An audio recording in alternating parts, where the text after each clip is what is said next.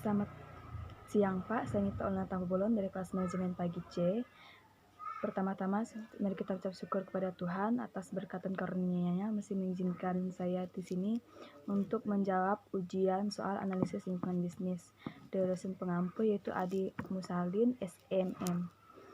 Pada siang hari ini saya akan menjawab pertanyaan-pertanyaan yang telah diberikan oleh Pak Adi, yaitu di soal analisis lingkungan bisnis. Yang pertama, jika saudara seorang pengusaha, mengapa saudara harus memperhatikan lingkungan, ekonomi, politik, sosial, teknologi, etika, legal, atau hukum?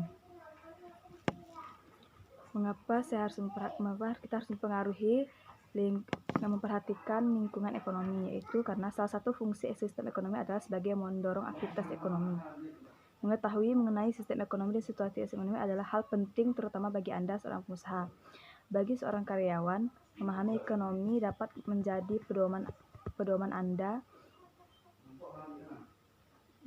dalam menentukan pilihan karir, menentukan keputusan Anda dalam memecahkan persoalan perusahaan. Bagi seorang pembisnis, mengetahui sistem ekonomi dapat menentukan jalan perusahaan seperti pendistribusian barang atau jasa, pasar yang tuju, dan juga bagaimana Anda melakukan proses pemasaran. Yang kedua yaitu mengapa harus memperhatikan lingkungan politik. Karena ketika kita mendengar kata perusahaan, umumnya harus terlintas pada pikiran kita hanya sekedar kegiatan jual beli baik jasa ataupun dagang tanpa pengaruh dengan faktor yang ada di luar sana, seperti misalnya kebijakan politik. Padahal secara tidak langsung kegiatan ekonomi sangatlah berpengaruh dengan kebijakan-kebijakan politik ekonomi yang ada pada suatu pemerintah. Disinilah peran-peran pengusaha yang dipaksa harus mengerti tentang politik, terutama politik ekonomi. Yang selanjutnya itu mengapa harus memperhatikan lingkungan sosial, karena setiap bentuk perusahaan punya tanggung jawab untuk mengembangkan lingkungan sekitar melalui program-program sosial, seperti program pendidikan dan lingkungan yang lain sebagainya. Lalu soal selanjutnya yaitu mengapa harus memperhatikan lingkungan hukum atau legal, karena setiap perusahaan yang bergerak di bidang perdagangan atau barang baik nasional maupun multinasional dalam menjalankan manajemen operasinya sehari-hari yang berkaitan dengan ketenaga kerjaan pastinya memerlukan peraturan-peraturan yang diperlukan dipatuhi oleh perusahaan agar dapat digunakan dengan baik dan sesuai dengan peraturan perundang-undangan yang diminta Undang-Undang Nomor 13 Tahun 2003 tentang ketenaga kerjaan. Itu selanjutnya, soal yang nomor 2, jelaskan apa yang dimaksud dengan strategi pasar.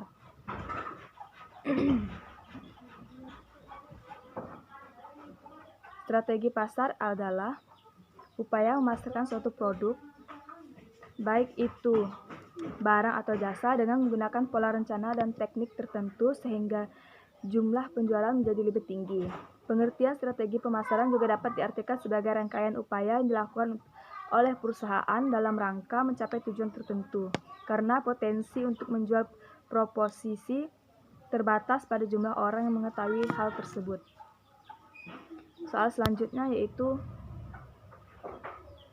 jelaskan apa yang dimaksud dengan strategi bukan pasar atau non-market strategi. Strategi bukan pasar yaitu dalam lingkungan non-pasar, undang-undang, peraturan, keputusan administratif, dan tekanan publik adalah hasil dari kompetisi yang melibatkan individu, aktivitas dan kelompok kepentingan dan perusahaan. Lalu soal selanjutnya yaitu soal yang keempat, jelaskan konsep 4P dalam menganalisis lingkungan bisnis. Konsep 4P dalam menganalisis lingkungan bisnis yaitu dalam lingkungan bisnis, berbagai tips yang ditunjukkan untuk meningkatkan jumlah penjualan UKM, diantaranya adalah strategi pemasaran yaitu 4P, produk atau produk, price atau harga, place atau lokasi, dan promotion atau promosi. Dalam bauran pemasaran, harga merupakan salah satu faktor penting yang mempengaruhi pemasaran suatu produk. Dan yang selanjutnya itu Soal yang terakhir, coba saudara cari buku mengenai cara melakukan bisnis atau tips untuk menjadi pembisnis sukses dan jelaskan isi dari buku tersebut dan apa manfaat bagi saudara, dan sebutkan judul buku, jumlah halaman, dan isi buku tersebut. Di sini judul buku yang saya dapatkan yaitu buku Little Red Book of Selling. Buku terbaik untuk belajar bisnis yang pertama adalah Little Red Book of Selling yang ditulis oleh Jeffrey Gitomer. Di dalam buku ini kita akan belajar mengenai teknik persuasif dan penjualan yang setidaknya harus dimiliki oleh setiap pembisnis. Saat ini banyak pelaku usaha yang menghadapi berbagai kendala selama menjalankan bisnis karena mereka belum memiliki teknik dasar dalam persuasif oleh orang dengan cara yang baik dan benar. Tidak hanya berjualan saja, buku ini juga mengajarkan kita aspek-aspek penting dalam yang perlu diketahui oleh seorang pembisnis sebelum memulai menjalankan usaha, seperti mengapa orang tertarik untuk membeli produk yang kamu jual. Dengan sampul berwarna merah yang cantik, kamu juga tidak akan merasa bosan ketika membaca buku ini karena setiap halamannya akan terdapat gambar kartun yang mungil dan imut layaknya seperti membaca buku anak-anak. Selain itu, di setiap bab yang ada, kamu juga akan disambut dengan daftar isi yang berisi hal-hal apa saja yang akan dibahas di bab tersebut, sekaligus kutipan motivasi yang diajarkan akan memberikanmu inspirasi dan semakin bersemangat dalam menjalankan bisnis.